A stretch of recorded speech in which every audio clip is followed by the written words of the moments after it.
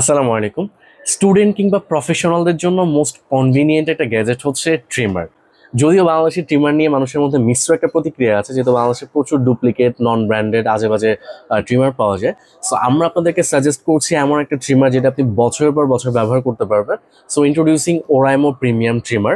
So এটা দেখতে পাচ্ছেন, খুবই সুন্দর ফর্ম ফ্যাক্টরে এসেছে।